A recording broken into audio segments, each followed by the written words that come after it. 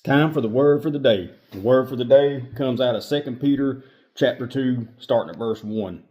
But there were also false prophets among the people, even as there will be false teachers among you, who will secretly bring in destructive heresies, even denying the Lord who bought them, and bring on themselves swift destruction. And many will follow their destructive ways, because of whom the way of the truth will be blasphemed. By covetousness they will exploit you with deceptive words. For a long time their judgment has not been idle, and their destruction does not slumber.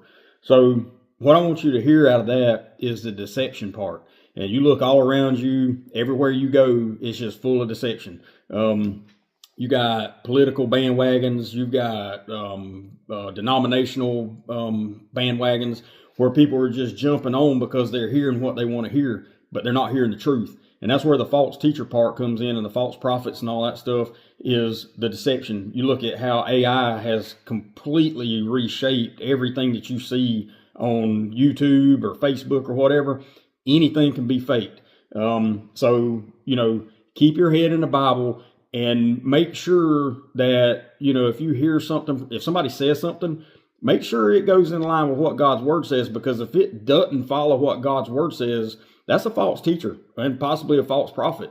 So we've got to be aware of what's in this book so that we can counter-react it, or whatever you have to, if you have to debate it or whatever, and set people on the way of the truth, which is life in Jesus Christ. Now, if you have, doubts in your mind about the truth of this book, if you have doubts in your mind about your relationship with Christ and some of the things that, we think that, we can think about all day, that can kind of contradict what our true belief is, because, Satan's always at work. It doesn't matter what you're doing. Satan never stops. Satan never stops. If you don't draw closer to Christ, Satan will be right in there. He'll be getting after you. So if you do have questions, if you're concerned about that, and I'm going to show you a book right here that is not a Bible replacement book, because the Bible's first. This is a book that goes along with the Bible to help with some of those questions, and it's called More Than a Carpenter, and it's by Josh and Sean McDowell. My pastor gave this to me in last fall.